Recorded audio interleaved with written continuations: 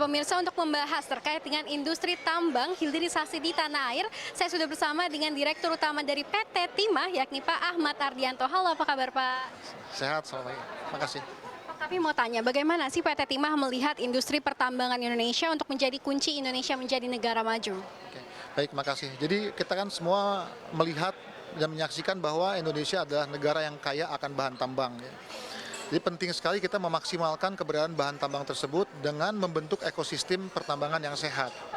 Ya, ekosistem pertambangan yang sehat itu harus berisi komponen-komponen ekosistem, artinya pelaku bisnisnya, masyarakatnya, pemerintahnya sebagai stakeholder yang bisa memberikan manfaat maksimal dari keberadaan bahan tambang tersebut, sehingga tidak ada misalnya kebocoran atau penurunan pajak atau penambangan ilegal yang terjadi di seputar adanya ekosistem pertambangan tersebut.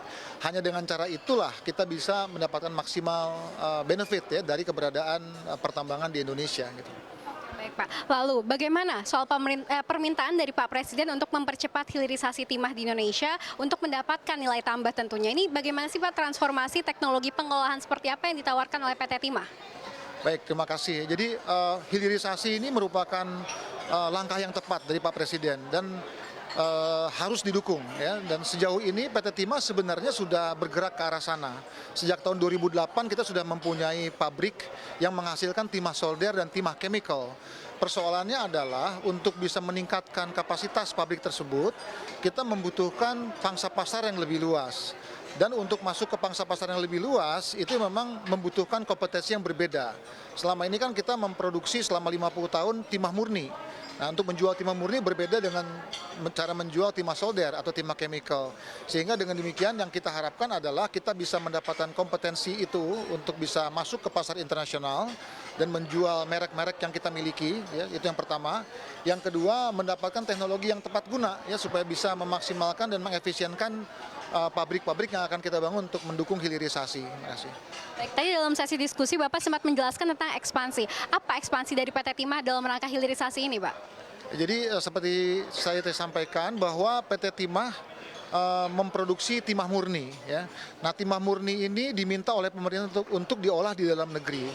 Nah, sejauh ini yang sudah diolah di dalam negeri baru 5%, ya, sehingga tentu membutuhkan upaya agar timah yang diolah di dalam negeri itu menjadi lebih banyak lagi gitu ya. Nah, bagaimana caranya? Tentu dengan memperbesar kapasitas pabrik ya. Nah, contoh kita di Cilegon sudah punya PT Timah Industri, itu ingin kita ekspansi kapasitas pabriknya, timah solder dan timah chemical, begitu juga peluang kita untuk membangun pabrik hilir di Pulau Bangka dan Belitung di Provinsi Babel, di kawasan industri Tanjung Ular, itu juga merupakan peluang-peluang yang bisa dilakukan untuk melakukan ekspansi agar serapan timah murni yang diproduksi oleh PT Timah bisa diolah semuanya di dalam negeri. Apabila telah dilaksanakan ekspansi tersebut telah dilakukan begitu Pak, kira-kira berapa nilai tambah yang dapat didapatkan oleh PT Timah? Nah, jadi saya sampaikan dalam presentasi tadi bahwa untuk mendapatkan nilai tambah maksimum kita harus masuk ke tier 3 atau tier 4 dari industri timah. Sementara pabrik yang kita kembangkan saat ini itu sampai ke tier 2 dan tier 3, yaitu menghasilkan timah solder dan timah chemical. Nilai tambahnya memang baru 2 kali lipat dari situ, tapi multiplier efeknya itu akan jauh lebih banyak. Nah, kalau pemerintah mempunyai keinginan untuk mendapatkan nilai tambah yang jauh lebih besar, maka memang kita harus masuk ke tier berikutnya, yaitu pabrik semikonduktor, electric vehicle, ya, kemudian solar panel, yang sudah langsung berhubungan sama konsumer gitu. Terima kasih. Memang harus dikembangkan lebih jauh lagi begitu ya Pak.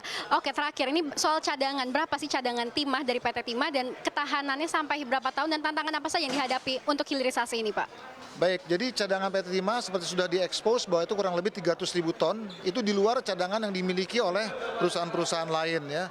Nah, dengan cadangan 300.000 ton ini tentu kita mempunyai rencana untuk bisa menambang 10 sampai 15 tahun ke depan. Di luar itu kita masih mempunyai resources sumber daya kurang lebih 1 juta ton.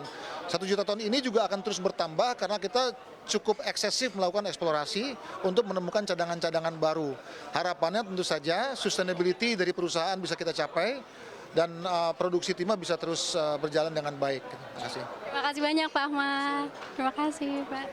Ya pemirsa, itulah tadi penjelasan dari Pak Ahmad Ardianto selaku Direktur Utama dari PT Timah Tbk.